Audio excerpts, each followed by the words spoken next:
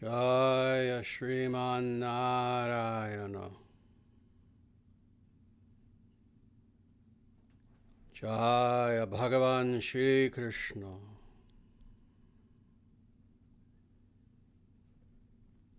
Jaya Shri Guru.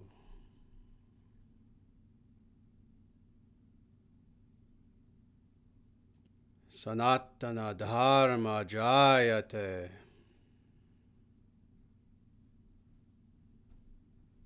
Dharma Rashtra Jayate.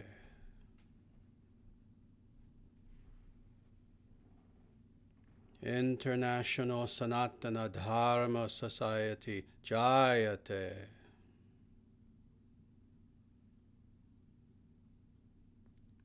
Vedic Heartland Jayate.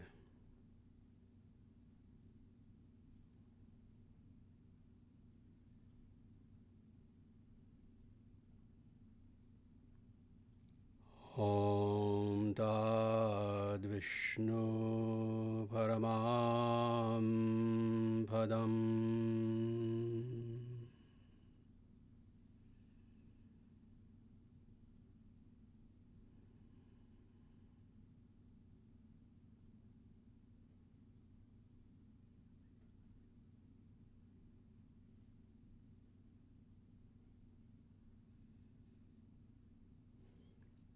Namaste everyone, and welcome to the International Sanatana Dharma Society live stream Satsangha and question and answer session.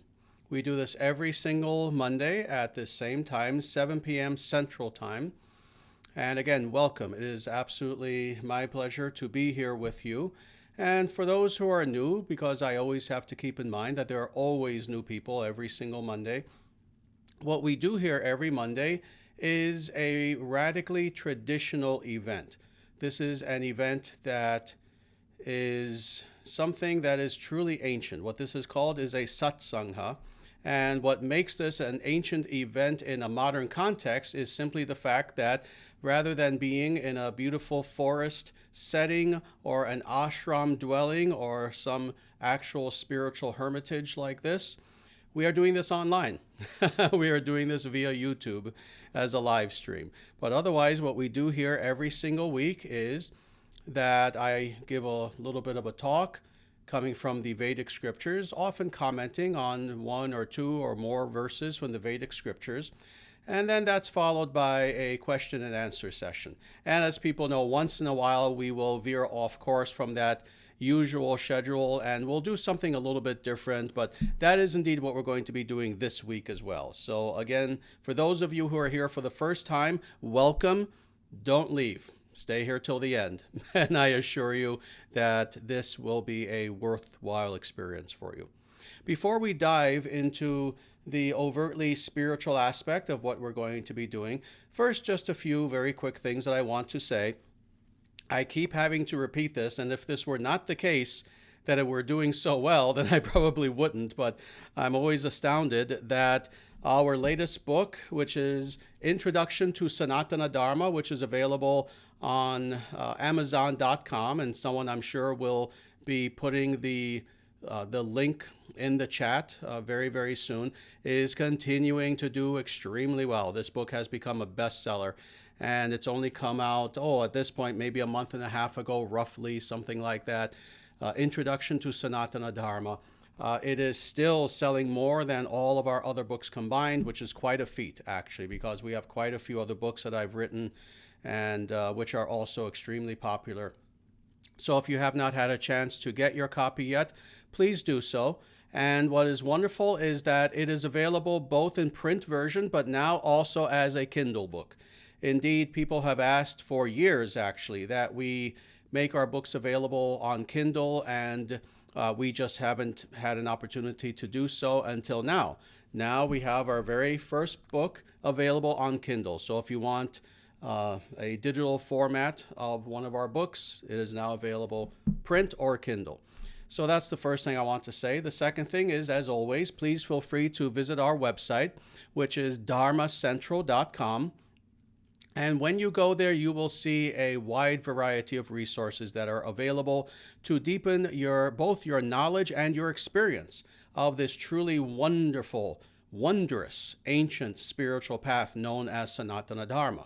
Again, you'll see the rest of our books that are available there: Sanatana Dharma, The Eternal Natural Way, Living Dharma, so many books that are available on there. Please feel free to look at those and purchase those books if you have not yet done so. You'll see we have a beautiful music CD that is available that is called Mantra Meditations, in which I recite, I believe it's 12 or 13 different mantras, but produced with very, very, very beautiful background music. And the album itself is extremely meditative. Feel free to take a look at that. Of course, we have our requisite, very important T-shirt and mug store. I always forget to mention that, and it makes me feel sometimes a little silly to even have to mention it. But it is important because, indeed, all of the funds, all the proceeds of all the things that we sell go directly to the International Sanatana Dharma Society. This is not like other people with their T-shirt stores where they're just trying to make a buck. No, literally all the money goes to our nonprofit movement, the ISDS. And we have beautiful T-shirts that are there with the Dharma Chakra, with various quotes, etc. We have mugs. We have many, many different things that are available, actually, if you look at that store. And the other thing that I want to mention is, indeed, we have something called the Vedic Heartland Initiative, where those individuals who are dedicated to the vision of the International Sanatana Dharma Society, and how I very specifically teach Sanatana Dharma, i.e. authentically, individuals who find themselves aligned with our vision are encouraged, if they can, only if they can, to feel free to move to the Omaha area and be part of what we call the Vedic Heartland Initiative. That is, we are creating a Vedic community here, and it's already being successful. We've already had many people move here, even just recently. We have many more people who are planning on moving here throughout the rest of the year, extending into the next year, etc. So if you want more information about that, the best thing I would recommend is we did an entire video about this topic alone, the Vedic Heartland Initiative. Feel free to look on the menu of our previous videos and just look for that talk on the Vedic Heartland Initiative. That will give you all the pertinent details if you would like to be a part of the ISDS Vedic community here. So with that, those are all of my announcements. Now I would like to dive into the two wonderful verses that we're going to be looking at today. And indeed, these are two truly, truly interesting, wonderful verses from a little-known Upanishad. And you know, I always have to remind people that there are 108 Upanishads, not 3, not 5, not 1. There are 108.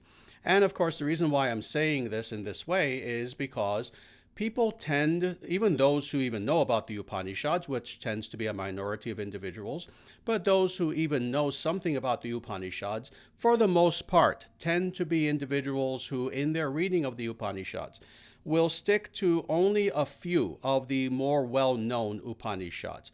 The Isha or Ishavasya Upanishad, Brihadaranyaka Upanishad, etc., Shvetashvatara Upanishad. There are only a handful that most people will definitely read if they read them at all.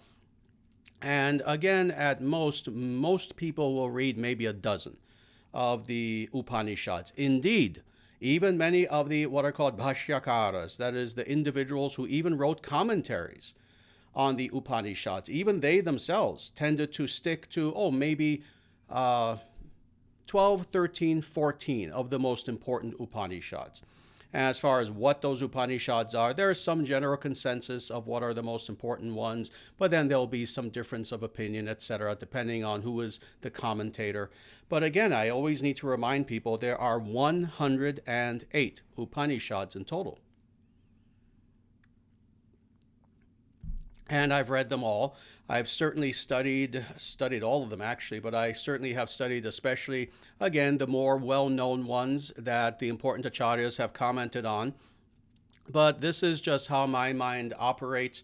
I love to also read and study those Upanishads that are not very well known, actually. The reason being that I have found that when you look at especially obscure, quote unquote, Vedic scriptures, oh, you find tidbits of information that are absolutely fascinating. You find philosophy that is extremely deep. You find some extremely interesting things, actually. So for that reason, I love delving into some of the lesser known Upanishads. Indeed, one of my favorite Upanishads, just as a personal aside, is Shandilya Upanishad. Shandilya Upanishad is an Upanishad that was written by a great rishi known as Shandilya. He's better known for a different book that he wrote called the Shandilya Bhakti Sutras. But this is an individual for whom there is an entire Upanishad named after him, the Shandilya Upanishad. And that Upanishad specifically deals with yoga. And I love the Yoga Upanishads. I love all of these more obscure Upanishads. So the one that we're going to be looking at today is indeed one of these more obscure ones, Narada Parivrajaka Upanishad. So this is a very important Upanishad that contains the teachings of Narada. And with all that being said, let us dive now deeply into these two verses. When I'm done with the discourse and commentary on these two verses, then you can please feel free to ask questions. Please don't ask questions now. You're free to try, but I'm not going to see them. If you want me to actually see your question, then wait till my talk is over, because I don't even look at the chat as I'm giving my talk. So please wait, and I'll let you know when is the time to ask questions. And I'll do my best to answer as many questions as time will afford. So with that, let us dive into the Narada Parivrajaka Upanishad. And what we're going to look at first is chapter 9, verse 15. And this is how this verse proceeds. Subtler than the atom, greater than the great, the supreme self, Paramatman, is situated in the heart of every creature. One sees this transcendent Lord when one is unchained from passions by the grace of the Creator, and thus becomes freed from sorrow. And thus ends this verse. Beautiful verse, very nice verse. And needless to say, for those of you who have looked at these verses already, because we have them both in the description, and let me also mention that, feel free to follow along if you look at the description of this video. Both of these verses are there. What you have seen if you've looked at these verses is that both of these verses primarily focus on what is called divine ontology. That is what both of these verses comment on. And as I've said in the past, these are always the most interesting verses to me in any Vedic scripture. That is, when verses talk very specifically about what is the nature of God. Because the truth of the matter is, this is the very beginning of knowledge. This is the very source of all knowledge. If we know God, we know everything. You see, it's interesting that this example is given in Srimad Bhagavatam in several places, actually in the Vedic scriptures. It's been given by great acharyas. And that is, let's say that before you there is this massive, massive tree that has hundreds of limbs and thousands of leaves, etc. And your goal is you want to water that tree. Well, what do? The simple-minded thing to do would be that you go to every individual leaf, every individual twig, every individual branch, and you water each of those in the hopes that somehow they'll all be satisfied. Well, of course, that's not what you do. Interestingly, almost counterintuitively, what do? You want the entire tree to be nourished, you go to one place, you go to the root. You go to that root, you pour the water there, you put the nutrition there, and the entire tree is then satisfied. Well, in the same way, there are so many different topics that we can explore in this universe.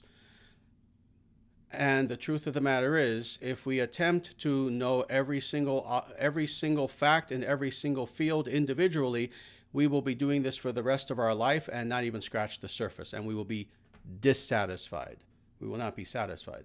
Rather, when we know that which is the source of all reality, janma yasya yataha, when we know that which is the source of all reality, then at that point we know everything. We understand everything. We have an insight upon all things.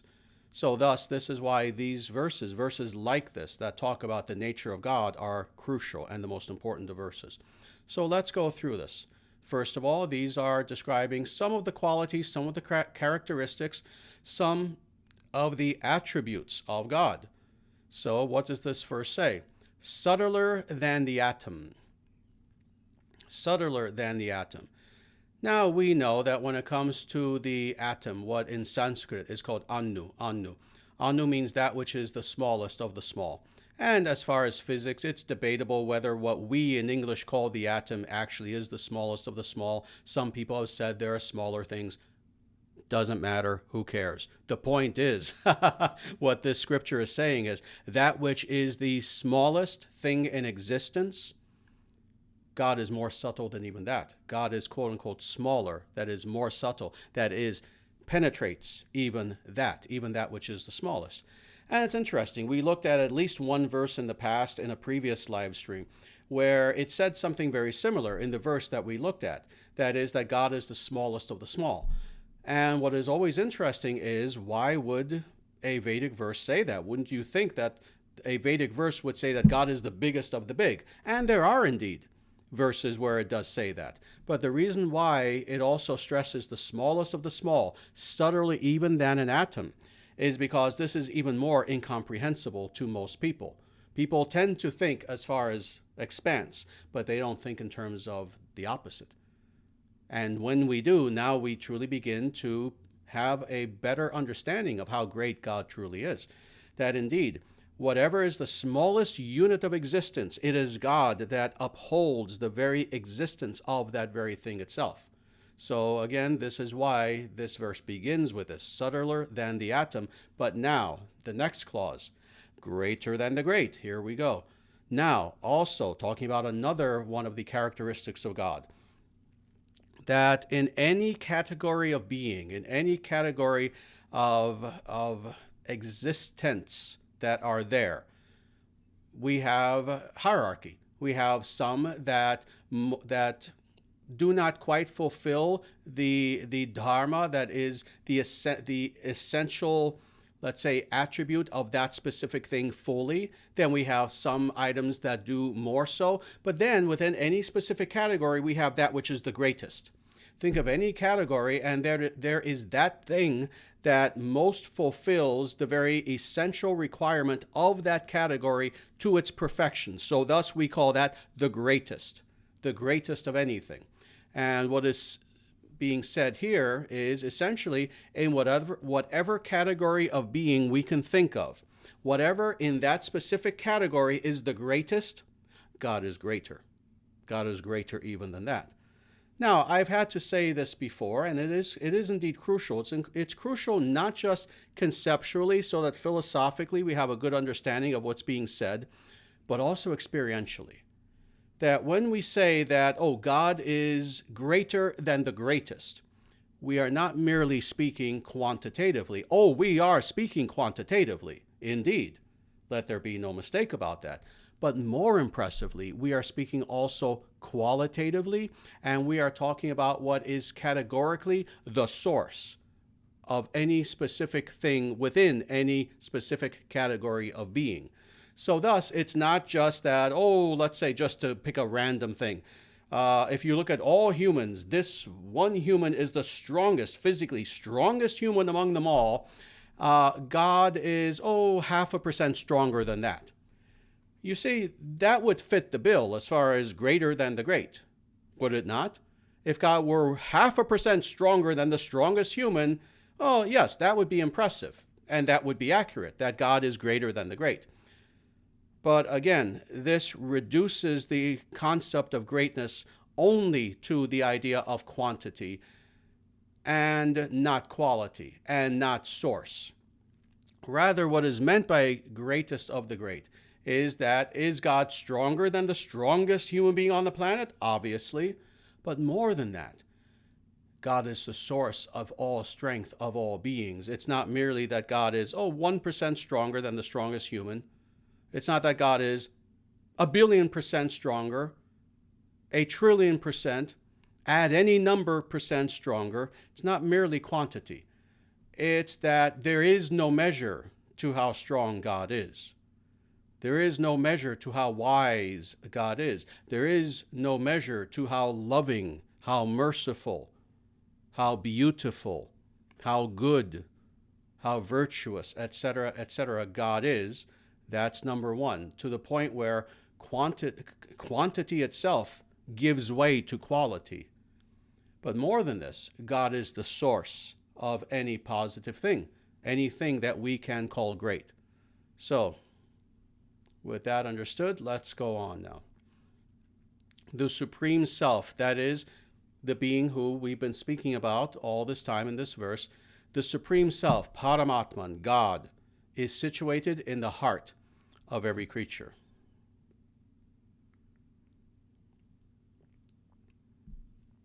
Now, I've given quite a few talks where I've spoken about this, how God is indeed unique. God is not exactly like you, not exactly like me. I am not God, you are not God. This is New Age tripe. This is silly, immature, New Age garbage in the name of pseudo-philosophy, a very commercialized, feel-good, American-birthed sort of philosophy. The idea that, oh yes, we're all God. God is, what if God were one of us, etc., etc. No, indeed, God is categorically distinct from us in that God, A, is the source of all things. We are not. We are the source of what we create. But we are not the source of this planet. We are not the source of reality. We are not the source of literally all existence in this universe and in every universe. Because keep in mind, there are multiple universes. We cannot claim to be the source of all things. Indeed, for some of us can barely tie our own shoelaces. Some of us can barely get by in the world. How arrogant for us to think that, oh, I'm God. Some of us can barely make a living. Some of us can barely function in this world. We are not God. Rather, God is God, and God is indeed the source of all things, and more, we also do not reside in the hearts of all beings. We reside in our heart, and even then, we barely even know ourselves residing within our own heart. We certainly don't reside in the hearts of literally every single ant, every single tree, every single being in existence. Only God can do this. And this is the nature of God, and this is how we know several things. A, that this verse is indeed speaking of God by Supreme Self, that is Paramatman, that is not just Atman, not just ourself, but that being who also is there within the heart, next to us, and that is Paramatman, the Supreme Self. And this is also how we know that God is unique, because the definition is given here, that that Supreme Self is in the heart of every creature. Now let's go on. One sees this transcendent Lord when one is unchained from passions. Now, let's stop there. We're not finishing the full sentence because that one clause alone needs to be explicated a little bit. So one sees, one has divine darshana. What does it mean to see? When we talk about seeing God, of course, what are we talking about? Because people in several spiritual traditions, but especially in the most important of them, and that is Sanatana Dharma, people, sages, speak again and again and again and again about having divine vision of God, having divine experience of God, mystic experience of God, etc. So what is this seeing that's being spoken of here? It is darshana. And what is meant, of course, is not a literal seeing with the eyes, not like seeing something, a material existent object. This is, of course, not what is being spoken of. This is why it's always silly when atheists or individuals who are extremely emotionally immature will say, oh, show me God, I want to see God. If there's a God, I want to see, why can't I see God? Our answer to that is, well, you can't even see your own mind. Prove to me that you have one. Other than by inference, you see. You can't literally show me your mind. Oh, my mind is blue. You see that? And it has this shape. There's much that we cannot see that we know exists nonetheless. In the same way, The mind is nothing. The mind is simply a material thing, a material force. What to speak of that which is indeed the transcendent Lord? When we say see God, we don't mean see God in the same way that we would see a material object. Rather, what we mean is indeed in meditation, interestingly, with our eyes closed even, we can have that vision of the Supreme Being. We can experience God. We can experience via our consciousness that being who is consciousness itself, who is the source of all consciousness. And in this way, we have that divine vision, that darshana. So, one sees this transcendent Lord, and how? When one is unchained from passions. So when one is freed from the passions of this world, from the passions that motivate so many people, that spur on so many people in their rampant materialism in this world, in their pursuit of things, in their pursuit of pleasures, in their pursuit of aggrandizing the ego, etc., etc. People give in to their passions. Well, when a person is unchained from these passions, i.e., when a person is finally in peace, true peace, spiritual peace. Because what does it mean to be unchained from passions? Well, what does it mean to be chained to passions?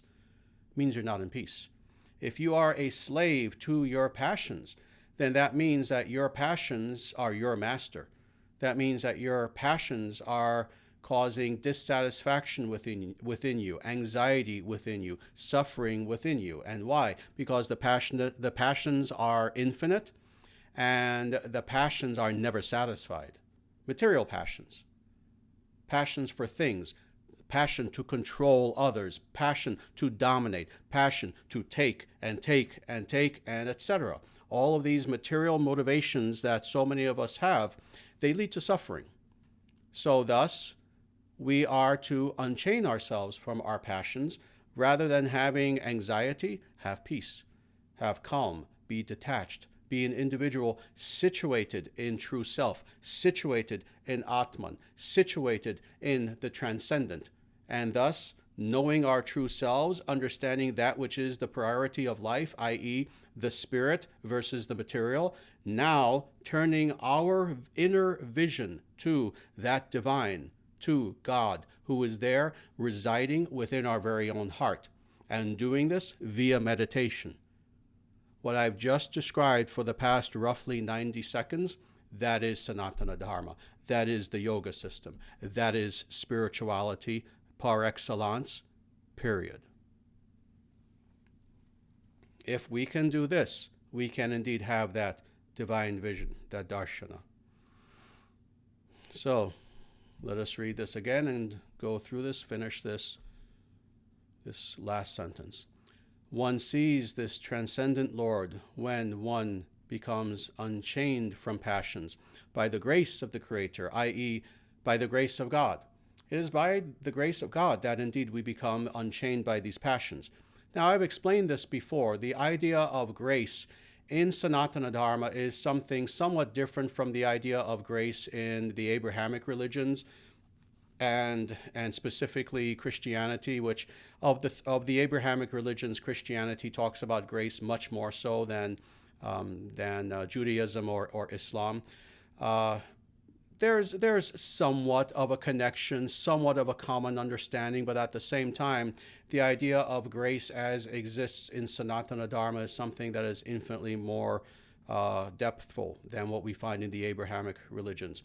The idea of grace is this. It's not the idea that, oh, there's some arbitrary God in the sky who, if we please him enough, if we say the right formula enough times, we reach that magic number, or we do something a certain number of times, some sadhana, some prayer, etc., and we reach that magic number, then something registers in God and he says, oh, all right, now I'm going to give you my grace, whereas before you did not have it.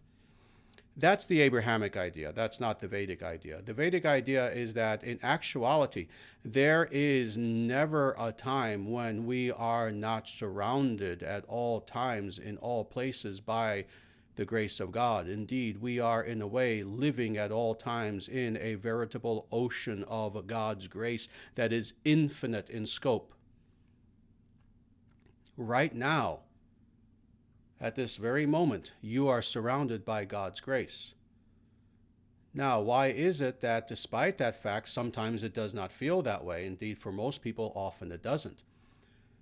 It sometimes seems like the opposite. Where is God? I'm all alone, etc. We don't feel very often as if we are bathed in the grace of God. Well, this is the difficulty. It is not that God's grace is not there, but it is that we ourselves have chosen, both consciously and unconsciously, to close ourselves off to that grace of God in such a way that even though it is there, we don't have full access to it. That is the result of false ego, of ahankara. That is the result of what was said here before, having these material passions, being selfish, etc., being unvirtuous, etc., turning our face away from God. The grace of God is still there, but we have closed ourselves off to it. This is why we do sadhana. This is why we do meditation, puja, all of the various spiritual practices that we do, to reform ourselves in such a way that once again we are open to that grace of God, and now we can experience it fully. So it is when we have that grace of God that we can become unchained from the passions and thus have that divine darshana, that divine vision of God. And then finally, the last clause. And thus, such an individual becomes freed from sorrow. Becomes freed from sorrow. So now we come full circle. How, yes, indeed, due to all of these egotistical, selfish, self-centered passions for the things of this world, things that we think are of importance, money and possessions and power and control, etc., etc., a long list of things that we think are going to make us happy. Because we have these, because we are chained by these passions, we are miserable. We don't know happiness. We think we do, very temporarily. We want X material thing. We work hard, we grab, we finally get that material thing. We have a little bit of relief for a short time. Oh, I'm glad I finally got that. But it doesn't last. Doesn't last. There's the next material thing, the next material thing, the next person we want to conquer, etc. And it goes on. And thus we find that we are in existential angst, existential misery. And this is indeed our problem today, one could say, existentially. So what do we want to have?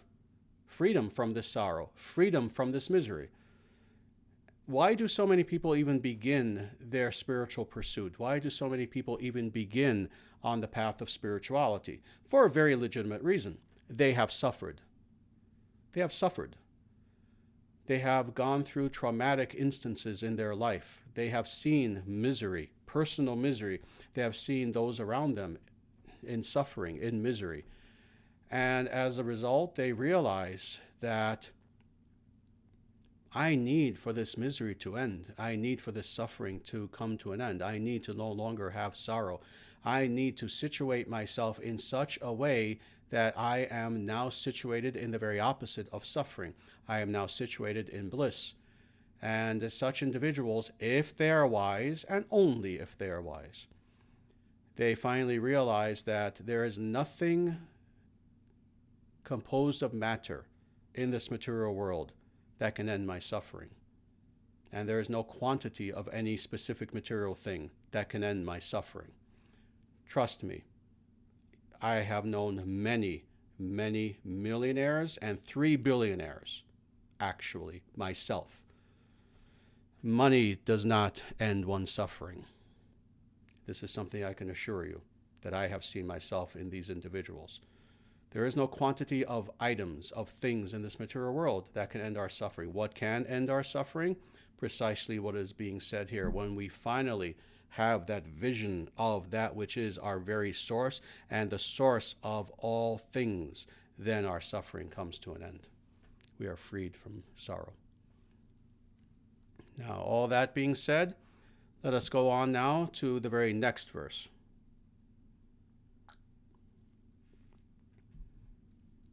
And this is chapter 9, verse 16.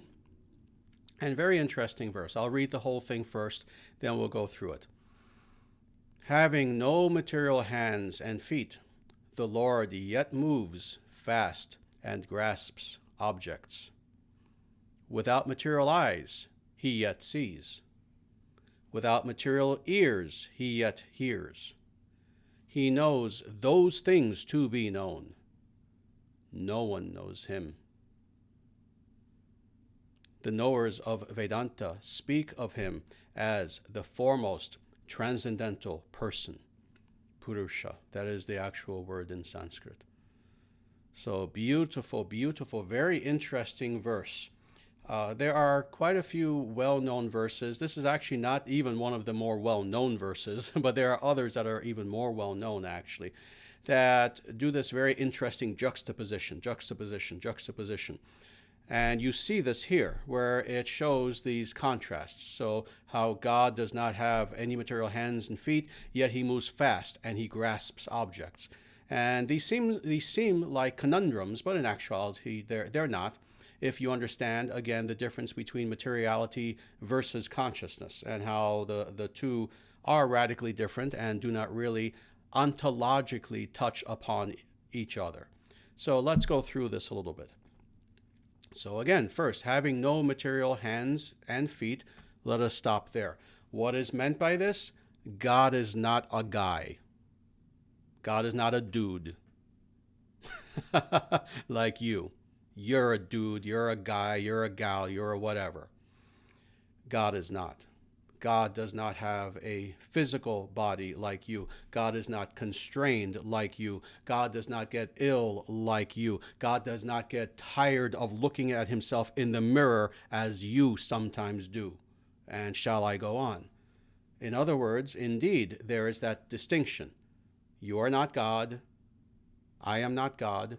Rather, there is this distinction that God is indeed not like us in this sense. In this sense, of course, there is unity in that God is consciousness, is our source. We also, therefore, are consciousness. So, of course, there is indeed an eternal union between ourselves and God qualitatively. But at the same time, we are not God, and this verse is making this very clear. Why? Because unlike us, God does not fall into illusion and thus, like us, have material body. But we're beginning in this very simple way. Or this Upanishad is beginning in this very simple way. Having no material hands and feet. So again, God does not have a material body in the same way that we do, and yet the Lord yet moves fast. Let's stop there. In other words, there is no action, there is no activity that is outside of the Lord's ability. God is what technically, philosophically, as far as philosophy of religion, is called omnicompetence. This is an actual term. Feel free to look it up. It's a term that's used in philosophy of religion. And omnicompetence means that there is quite literally nothing that can be done that is outside of the scope of God's ability. God can do anything, and God can do it instantly. So thus, just to make this simple and in a way that we, denizens of the Kali Yuga, can understand, it's explained, the Lord yet moves fast.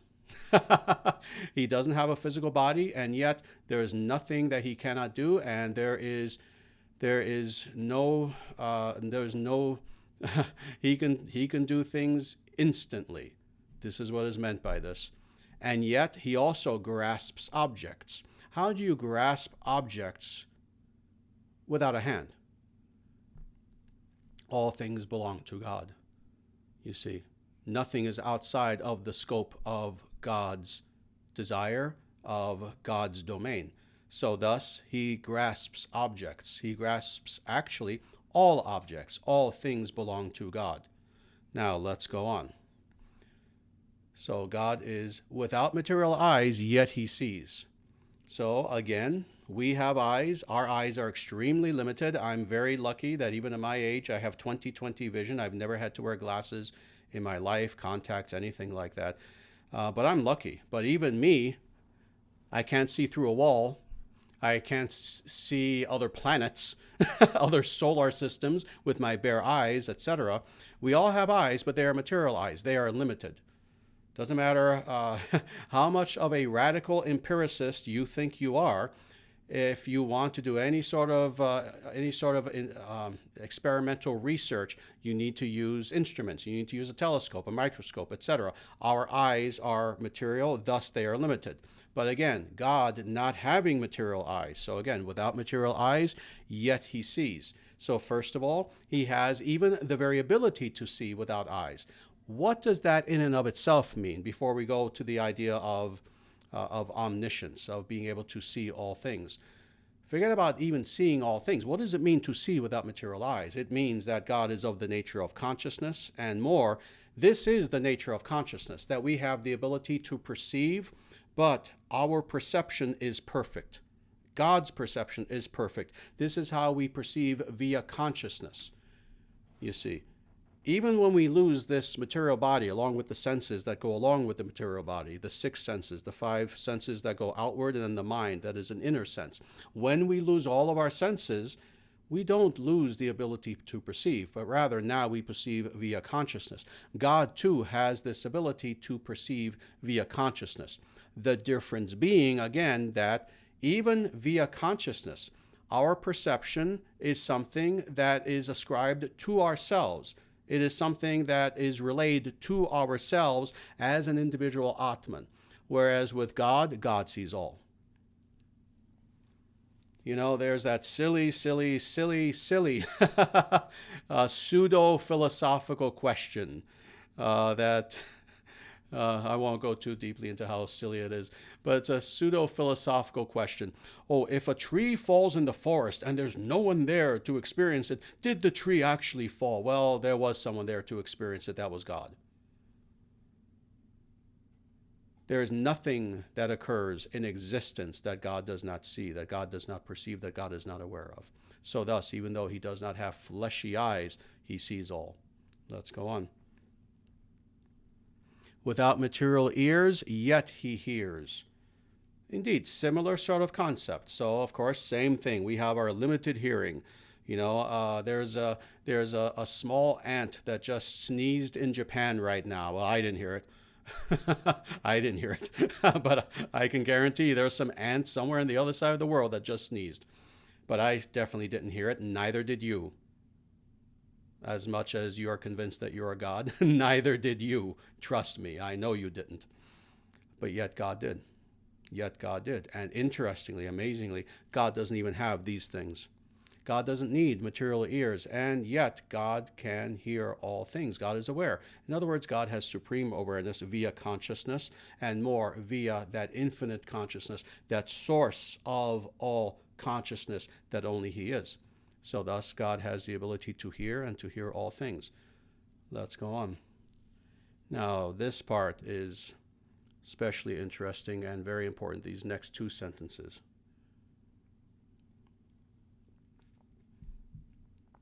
He knows those things to be known. It's a very interesting way of stating this. Essentially, what is being said here is that whatever can be known, God knows. So again, he knows those things to be known.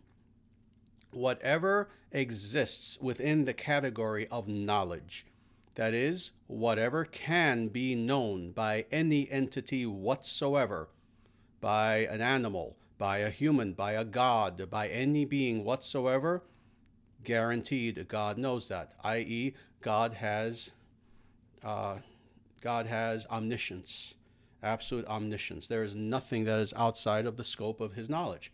And why is this the case? The reason why we can know that this is the case for God is actually quite simple. People will often ask me, oh, well, how can God quite literally know everything? How can it be the case that literally there are blades of grass that are being blown by the wind somewhere in on the plains of Africa right now, and no one is even witnessing this. Now even an animal is witnessing it, and yet God knows that. Oh, how can this be the case that God literally knows all things right now, all at once? Well, very simply, because these are the byproducts of God. These things are subservient to God. God is, again, the source. When you are the source, this gives a power that is like none other.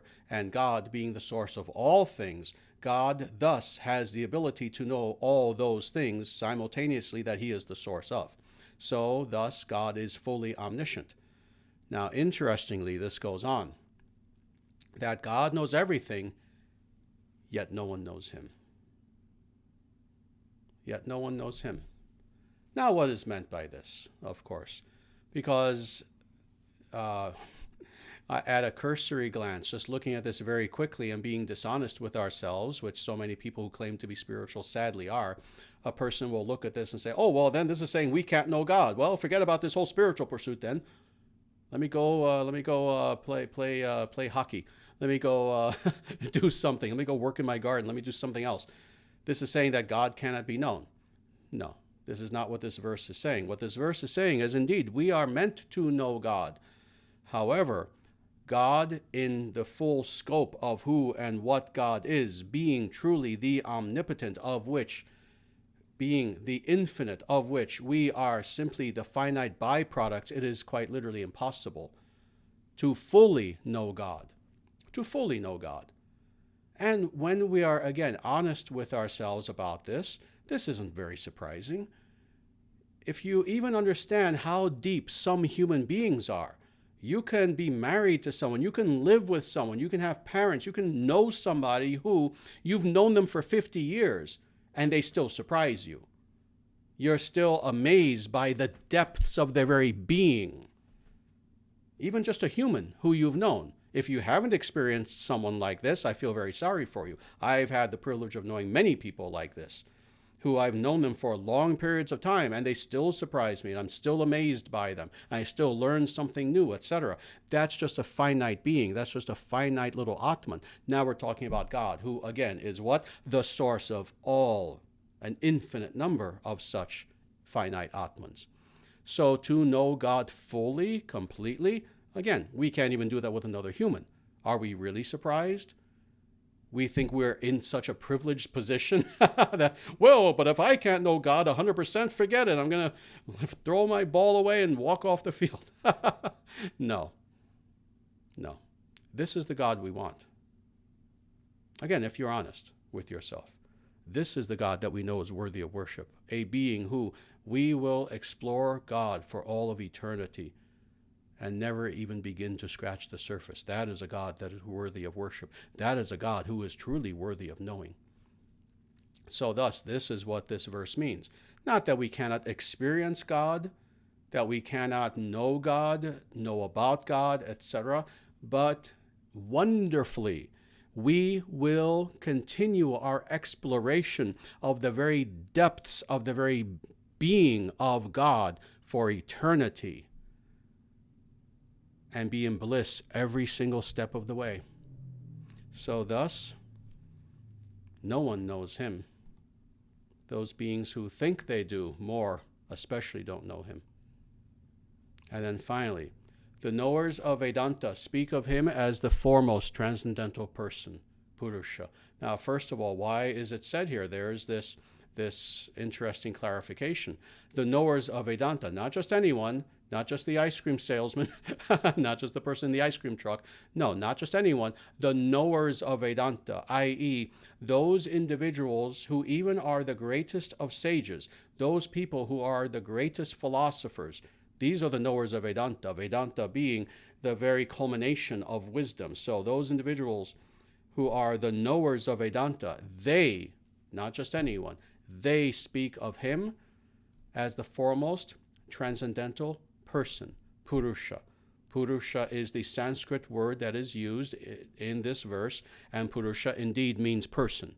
That is the translation of that word, recognized translation. So thus, Narada, who is himself, of course, radically a personalist and a Vaishnava, someone who knows God intimately in personal terms, he makes this very clear. Those individuals who are the wisest of the wisest of the wise, they understand that God is, and they speak of God as that supreme, that foremost transcendental person. In other words, in very personal terms. That God is not a thing, God is not an object, God is not a that, God is not an energy, God is not your servant, God is not a tool for you to use to aggrandize your ego more, but no, God is a person. And when you approach a person, that means you approach that person as a person. You respect their self-dignity. You respect them as a person. You see, even in human terms, that's what it means to relate to humans as persons versus things. you see. You don't approach humans as things, but rather you respect them as persons. What then to speak of God? This is why Advaita falls apart philosophically, because for Advaita, God is a thing, an object, an energy, and we are God, etc., etc. It's self-worship. But the Upanishads beg to differ. The Upanishads disagree and say that God ultimately is a person, and this is how we should approach God, with respect, etc. So all this being said, thus ends my purport, my commentary on these two verses from the Narada Parivrajaka Upanishad. And with that, I thank you very much for listening to my discourse. It went a little bit long, and I apologize for that, because I like to leave a little bit of room for questions and answers, but I would like to signal to everyone now, please feel free to ask your questions, and I will do my best to answer.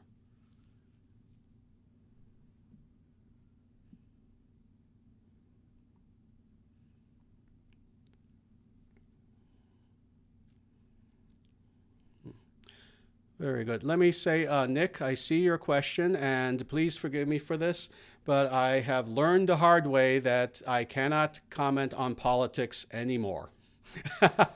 So I apologize for that. If you want to contact me personally, I would be very happy to answer your question on a one-on-one basis. Otherwise, with this live stream, I just can't discuss politics in any way. So forgive me for that. But there is an answer. But contact me and I'll let you know what that answer is. Very good. Good. Here is Varsaga, and this is a very good question dealing specifically with the verses that we looked at. Are desires the same as passions? I've heard some Buddhists say desire is the cause of suffering.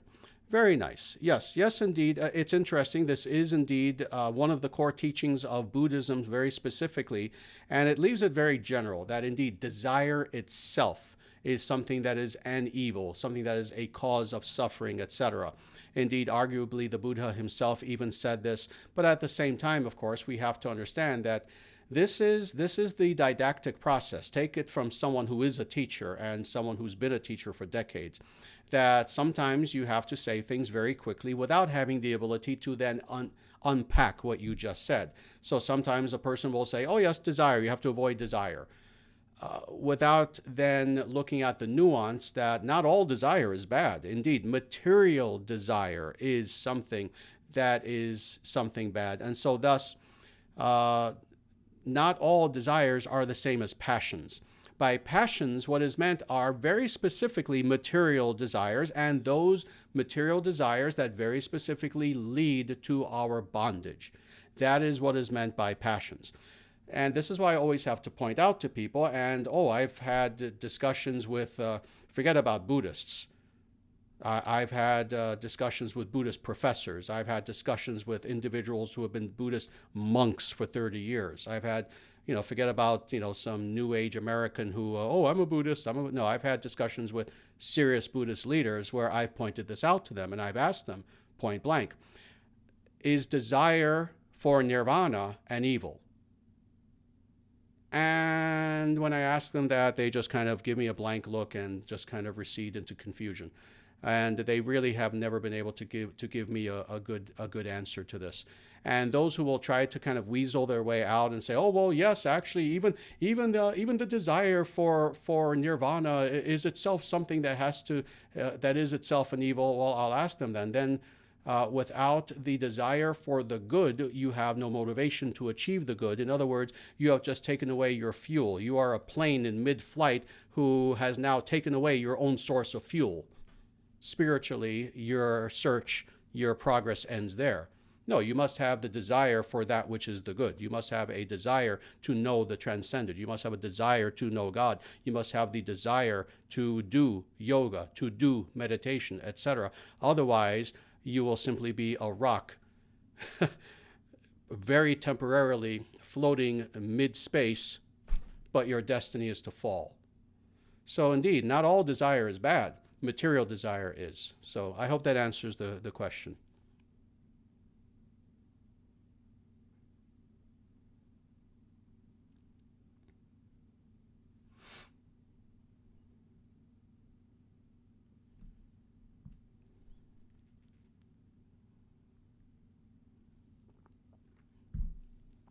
Very good. Hyperborean Archives asks, Namaste Sri Acharyaji, please tell me, how can I be sure if I am truly a good person? What if a part of one's psyche is stained by darkness? Also, how does one best confront said darkness within? Very good. Three separate questions, but certainly all very closely linked, so I will definitely answer this. First of all, how can I be sure if I am truly a good person? First of all, on the deepest level of what we are, i.e. consciousness itself, that ontological strata of true being, of eternal being that we are, what in the West sometimes is called soul. So actual consciousness, we are indeed nothing but good. There is nothing of the opposite of what is true within our very soul itself. At the same time, of course, that even though that soul, that Atman, is at the very core of our being, there is, of course, layer upon layer upon layer of artificial aspects, let's say, of ourself above that, starting with ego, starting with ahankara, but then you stated it correctly, actually, also psyche. Psyche is not our true self. Psyche is something that's temporary. So in the very core of who we are good. At the same time, of course, having experienced the sojourn within this realm of illusion due to our own false ego, and getting back to the last question, our passions, our material passions and desires that come about as a result of that false ego, yes, for most people are mixed. Most people, on the more surface level, are kind of a mix of good and bad. You know, most people want to do the good thing, but they have a lot of very negative little dark aspects within them, whether it's fear, anger, lust, extreme hatred, etc., etc. Just all sorts of nasty things that are there. Most people are indeed a mix. Well, this is the first thing to understand, is that is indeed the case, that in the deepest core of your being, you are good. But at the same time, yes, when it comes to how do I know that even in my psyche I am a good person overall? Well, first of all, the very fact that such a question is even a concern to you shows that you are primarily a good person. Because believe me, I as many people have done, I've studied the nature of psychopaths and sociopaths. These are individuals who are incapable of moral self-reflection, ethical self-reflection. These are people, if a person, in other words, is truly evil, they would never even begin to care about such a question. So the very fact that you care about such a thing in itself shows that you are on a good trajectory, that you are a good person. Not perfect, doesn't mean that you're perfect, because as you then say, we'll go on to the rest of what you ask here. What if a part of one's psyche is stained by darkness? Indeed, as I've said, this is the case with many individuals who are here, even people who overall are pretty good people, but it doesn't mean that they don't have some aspects of themselves, indeed, that are not good. You know, most people indeed do. So this is the case indeed for the vast majority of individuals. So what if a part of one's person's psyche is stained by darkness? Several things. First of all, again, the very fact that you are concerned about this shows that you are on the right trajectory. Number two, you also want to begin to have a good understanding of yourself, first through the via negativa. In other words, yes, looking at yourself and understanding what these dark aspects of your psyche are. And that's hard. It's hard to have self-introspection, to have self-contemplation, where indeed you, in a very objective, very real way, say, yes, these are my faults. Yes, I look at myself and emotionally, mentally, I know that I have these terrible things about myself. And what am I to do about this? So first of all, you have to understand what the problem is. And now going on, also, how does one best confront said darkness within? This is the crucial thing, is to understand that indeed it can be done. Indeed, having now realized these more dark elements that are there within you, they can be overcome. Because they're not real, because they are indeed of the nature of the psyche. What in Sanskrit is called chitta. Chitta can almost be translated as psyche, mind substance. That which is in between the physical body, but then the actual pure consciousness itself. So that is the psyche. everything that is within the psyche is temporary. It is there. It has an impact on us. Even temporary things can have an impact on us. A cold can be temporary, but we don't want one. You know, so these things, while they can have a terrible impact upon us, they are indeed things that can be overcome. How do we overcome them? By, you've described them correctly, as darkness. We shine light upon them. And when I say this, it's not just some fancy, poetic, figurative sort of twist of speech. Literally, we shine spiritual light upon our psyche. This is why we bring God into ourselves. Now, we know God is already there, but we consciously do this. We bathe our mind. We bathe our intellect. We bathe our psyches. For that matter, we even bathe our bodies. We bathe everything of what we are in God's light. And in this way, oh, that darkness disappears. Not instantly.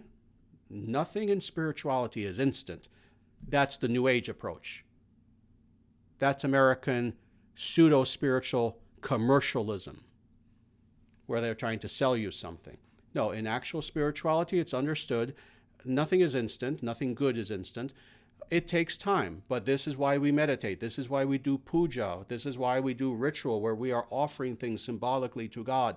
This is why we do yoga. This is why we do asana and pranayama. This is why we learn dharana, concentration. This is why we follow the ethical precepts of Sanatana Dharma, the yamas and niyamas, etc., etc., etc.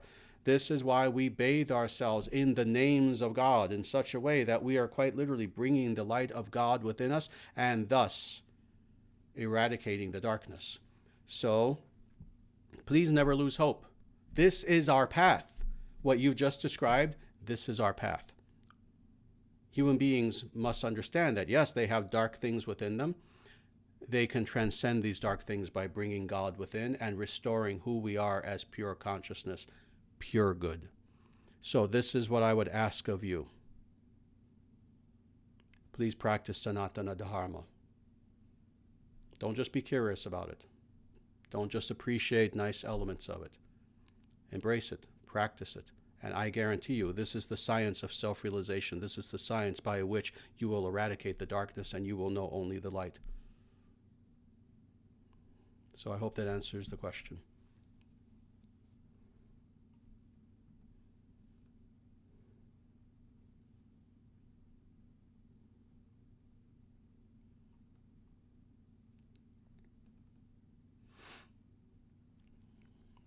Very good.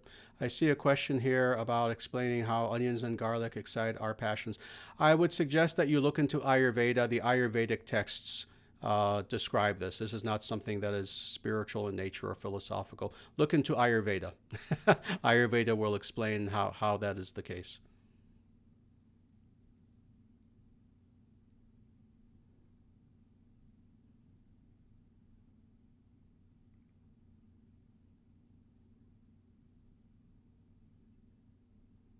And please forgive me, I even though we're a little bit over time, because I didn't leave a lot of time for questions and answers, I would like to try to answer at least one more question.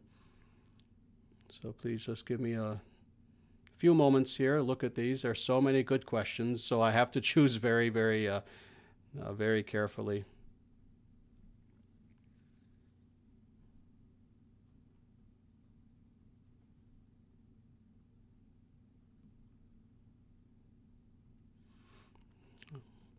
Let's see. Zanivi, I'm not sure if I'm pronouncing your name correctly. As far as a clear definition of the word person, I believe I have one 1 hour long video in which I do just that. So please look for our previous videos. I believe for close to maybe 45 minutes or so, I define exactly what the word person means philosophically in accordance with Vedanta. So I have done that in the past. Don't have the time, sadly, to do that for another 45 minutes right now. But I have done that in previous videos.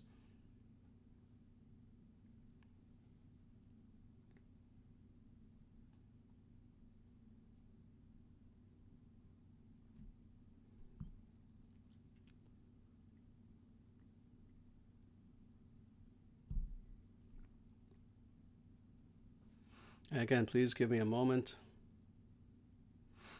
All right, this might be a good place to just end. Actually, a very simple question. And again, I don't want to go too far over the time limit that we have. Inspirational mindset, very nice name. What version of the Srimad Bhagavatam do you recommend us to read, and where can we get it? Very simply, the Srimad Bhagavatam that is translated and commented upon by A.C. Bhaktivedanta Swami Prabhupada. This is the best English translation of the Srimad Bhagavatam, and there are indeed several. I personally know of at least 5 translations of Srimad Bhagavatam, and I've read them all. But Prabhupada's is absolutely the best. As far as where you get it, anywhere. Just look it up. It is available literally everywhere. It's on Amazon. It's anywhere. If you look up Prabhupada and his Srimad Bhagavatam, you can buy that online at bookstores, etc. And it's a multi-volume set. It's worth getting. So that's what I would recommend. So we're going to end here. And again, I apologize to those for whom I could not get to their questions. This talk went just slightly longer than I wanted it to. But again, please don't give up. Please come back next time, and I will be very happy to try to answer more questions then. Again, join us next Monday for our next live stream Satsangha. With that, just several things. Again, if you are new here, if you have not yet done so, please subscribe to this channel. I think you've seen at this point that the knowledge that we provide on this channel is unlike the knowledge provided by any other spiritual channel on YouTube or anywhere else, bar none.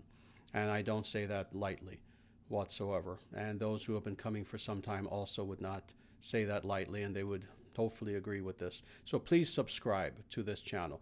The other thing is, please like this video. Please like the video, because by doing so, that helps with the algorithms, and in that way the video will be suggested to more and more people by YouTube. Other people will be able to benefit from the knowledge that is here. Again, when you have a chance, please visit dharmacentral.com, and when you're there, you'll see our videos that are, our books that are available. You'll see our CD that's available, the t-shirts, the mugs, etc. All the proceeds of which go directly to the ISDS. The other thing is, when you're on dharmacentral.com, you will also see that you'll have the opportunity to join our email list. Please do so. It would be wonderful to keep in touch with you. In that way, once in a blue moon, we just send out an announcement about something that we are doing, a new book that comes out, etc. So please feel free to join our email list. And then finally, if you are indeed an individual who considers yourself to be a follower of Sanatana Dharma, if you have been inspired by this talk today or any of the talks through these live streams that we have done, please consider becoming a member of the International Sanatana Dharma Society. Again, if you go to dharmacentral.com, you just go to the menu, and you'll see eventually an area where it's just called membership. When you become a member, that is a monthly tithing member of the ISDS, by contributing monthly, that helps us with all the activities that we are doing, and we are doing more projects than you wish to know. It would probably take about 3 hours if I were to outline all the things that we're doing, even briefly if I were to outline them. But again, we can only do this with your help, with your financial help, your volunteer help as well, actually. So please feel free to become a tithing member of the ISDS. In that way, you help us with our mission. You also, in that way, feel personally connected to our movement, the ISDS, and to myself as the teacher of the ISDS. And I personally would thank you tremendously if you were to do that. And with that, again, we will end here. Please join us again next time, Monday, 7 p.m. Central Time. And with that, Namaste. Jaya Shriman Narayana. Jaya Bhagavan Shri Krishna. Jaya Shri Guru.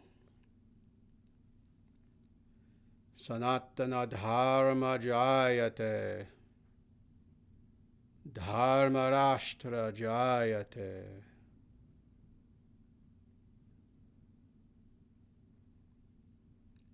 Om Harihi Om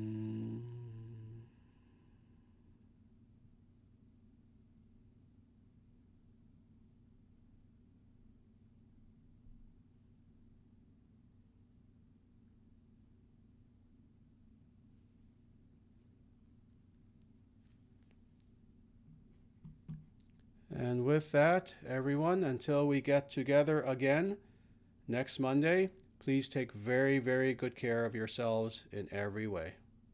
May God bless you always.